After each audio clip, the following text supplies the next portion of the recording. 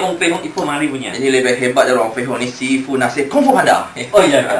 Okey. Ya, saya nak tanya sikit sana. Okey, Sifu tak faham. Mengikut pengalaman Ustaz yang bertahun-tahun lama, lebih 20 tahun apakah kes murtad yang sangat membuka minda, yang kes yang Ustaz handle, kes murtad yang membuka minda? Ya, cuma yang selama ni ada satu saja yang saya nampak yang paling mencabar saya tau. Kreatif, mencabar minda lah, minda Ya, kreatif. memang. Oh, wow. Okey, dia tiba-tiba ada satu hari dia datang seorang perempuan yang memakai tudung. Betul, ya. Dia jumpa saya ingat apa? Saya ingat ini, pas nak kahwin nak apa? Rupa-rupanya dia mencabar saya. Dia nak keluar Islam. Oh, Dia pakai perasan dia mau kahwin dengan you, rupa dia mau keluar Islam. Ya. Ya. Kalau kahwin dengan Ustaz tak keluar Islam. Okey, macam mana? Tapi kahwin dengan saya susah ya. Okey. Dia tengok. Yang dia tuju tu soalan memang cukup-cukup. Memang dia menyusahkan saya tau terus ya. Dia mau keluar Islam dan dia bagi Ustaz soalan. Ya. Nak saya jawab. Kalau saya tak apa jawab, maka dia akan keluar Islam. Sebab dia dah rujuk pada ustaz-ustaz lain. Berapa soalan dia bagi? 100 soalan ke? 20 soalan ke? Berapa soalan dia bagi? 3 saja. 3 soalan dia bagi Ustaz, Ustaz kena jawab. Kalau Ustaz gagal jawab, Ustaz out. Yes, dia akan keluar Islam, dia confirm. Oh, macam Pak Belalang punya cerita. Apa 3 soalan Ustaz? Okay. Soalan nombor 1. Soalan pertama, dia kata, saya tak nampak tu Tuhan tu Allah. Tak nampak Tuhan tu Allah. Dan kenapa saya perlu percaya adanya Tuhan Allah? Saya tak nampak. Sedangkan yang lain nampak. Dua Tuhan mereka ada patung semua nampak dengan jelas. Tapi dia kata Allah tak nampak. Macam mana nak saya percaya, dia kata. Ini kena tukar cik mata ni. Tak nampak ni. Okey, macam mana cerita dia? Maka saya kata, okey, you datang sini nak tanya soalan, 3 soalan. Okey, saya bagi tahu. Tiada masalah dia jawab. Tapi tak lebih daripada itu. 3 soalan saya, okey. Ya, okey. Soalan pertama, you tanya saya tak nampak Tuhan, tapi kenapa ya apa kita perlu percaya lagi? Ya. Maka saya jawab, itu senang saja. Soalan kritis ni ya. Ya, sebab dia kata, you hari ni, you tak nampak tu angin tau, tapi kenapa you percaya adanya angin? Angin. Boleh rasa. Boleh rasa. Boleh rasa. Macam you makan makanan KFC, itu sedap sangat. You tahu itu sedap, tapi cuba you bagi tahu saya macam mana tu sedap. Rasa sedap itu. Rasa sedap itu. Dia tak nampak rasa kan? Ya. Kenapa you percaya? Macam kita tak nampak cinta, tapi cinta itu wujud lah. Cinta itu wujud. Cuba you bagi tahu saya macam mana cinta itu. Mungkin tunjukkan itu. Love itu bukan cinta. Bukan hati.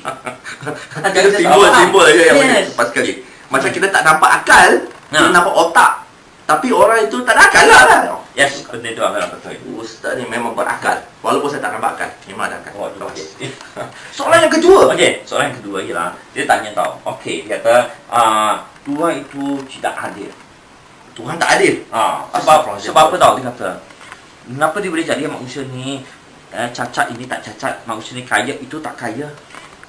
Sebab tu dia kata tak adil dalam sudut Tuhan. Tak sama rata lah kira kan. Yes. Satu kaya, satu miskin, satu cacat, satu tak cacat. Kenapa Tuhan tak mau jadikan semua sekali kaya? Tak payah susah. Berat tu. Yes, memang. Maka dia kata senang saja, dia kata okey. Senang juga jawapannya. Ya, tak bagi saya tak susah. Ya, dia kata okey, dia kata you beli 10 ekor ayam. 10 ekor ayam? Ya, sedap ya. Kemudian you sekedar akan makan 1 ekor dulu mah. Mana lu boleh sekali makan 10 ekor? You tak mampu. Memanglah 10 ekor. Satu pun tak habis saya. Ya. Sedang you tak pun perut saja mana. Ya betul. Perut muda-muda cantik lagi. Okey. Apa itu ketepikan dulu. Jadi saya kata, you makan 1 ekor. You potong 1 ekor. Tinggal lagi 9 ekor you tak makan. Biarkan dia hidup. 1 mati dulu. You adil ke? Sebab tu you kata adil, you kena sekali potong mati, sekali makan habis. Ya. Supaya sama-sama dapat merasa kematian tu ayam tu. Pada masa yang sama, semua mati pada masa yang sama. Tak adil lah. Ini mati dulu, ini itu mati kemudian. Jadi sekarang, bila dia kata you tak adil, you nak marah saya. Dia kata, itu ayam saya punya mah. Saya suka lah, saya punya. Dia nak makan 1 ekor, 2 ekor itu saya punya hak mah. Ya, Tuhan punya hak. Tuhan punya ayam suka, dia nak bunuh mana satu dulu. Yang betul. Maka dia kata, okey, betul lah tu ayam you punya. Tapi you tahu tak, itu manusia Tuhan punya mah. Tuhan apa Tuhan punya pasal mah. Memang bijak. Baik, soalan yang ketiga. Soalan yang ketiga memang cukup mencabar. Ha. Dia nak tahu, apa Tuhan buat sekarang. Okey. Kata kalau you boleh jawab, dia akan respect. Tak nampak Dia akan kembali mana kepada nak Islam. tahu dia buat apa sekarang. Memang sangat mencabar. Okey lah kata. Tak mengapa lah. Kalau you nak tahu, senang saja. Macam mana? Okey. You kena bangun. Lepas you Bangun. kena pergi jalan sana. You jalan balik ke Bangun. sini. Jalan Lepas sini. tu you duduk balik. Duduk balik. Itu saja. Hmm. Kemudian kamu tanya saya. Tuhan tengah buat apa? Yes. Ha. Itu saja. Maka dia jawab, Tuhan sedang menggerakkan kamu pergi sana. Masuk balik sini. Duduk tanya saya. Itu saja. Tuhan tu usaha jadi oleh Tuhan lah. Ni ustaz ni banyak kreatif lah. Saya Itu ni saja. kepala pun tak tahu tak. Tak tahu nak jawab balik macam mana. Bagus. Okey, satu soalan yang terakhir untuk dia. Terakhir. Dia nak tahu di manakah Tuhan Allah tu ada sekarang. Kamu tahu tak di mana? Dia nak pergi jumpa dengan Tuhan tu Allah. Dia bagi tahu saya. Kalau perempuan kita boleh pinang lah. Kita tahu kat mana. Tuhan mana. Dia nak tahu. Maka dia fikir, okeylah. Saya ingat ada satu ayat Quran kata Tuhan tu ada di atas Allah. Okey. Maka saya pun bagi tahu dia lah. Ha. Ya ke? Di sana? Ya. Dia tanya saya bagaimana nak pergi. Pergi Arash. Yes. Bulan pun tak sampai ya. Saya pun. Dia kata, boleh tak ada masalah. Kalau nak pergi, senang saja. Syaratnya, pertama sekali, dia kena mati dulu. Kedua, dia kena mengucap dulu. Mengucap dulu kan mati dulu? So kena mengucap. Ya. Ustaz ada test saya. Kalau mati nak ucap apa lagi? Ya, betul juga. Jadi, mengucap, Kemudian mati. baru boleh berjumpa. Yo. Kalau dia mati tanpa mengucap, Ustaz memang tak bijak. boleh jumpa. Jadi lesson untuk sampai ke bulan sampai ke Arash Allah Subhanahu Wa Taala. Nombor satu dia kena mengucap dulu, kemudian dia mati. Yes.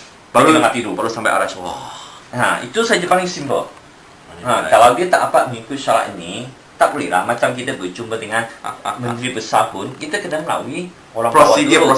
Yes, tak boleh. Terus saya pergi jumpa dengan MB, tak boleh. Kena melalui orang-orang sana dulu. Boleh ke minta izin dulu. Macam tu juga. Lepas tu apa jadi pada perempuan tu lepas tu? Selepas 4 soalan itu dijawab begitu kreatif dan kritis, apa jadi pada dia? Sebenarnya dia nak tanya lagi, tapi dia tak mau bagi. Tak boleh. Kalau lebih soalan, kena balik. Balik rumah, tidur, fikirkan. Ya. Lepas 2 minggu, datang balik dia. Datang balik kawan dia, bukan dia. Masa mati datang, ada seorang kawan ikut. Jadi kawan tu bagi tahu saya, Alhamdulillah, dia dah kembali berislam dan tenang, belajar Islam.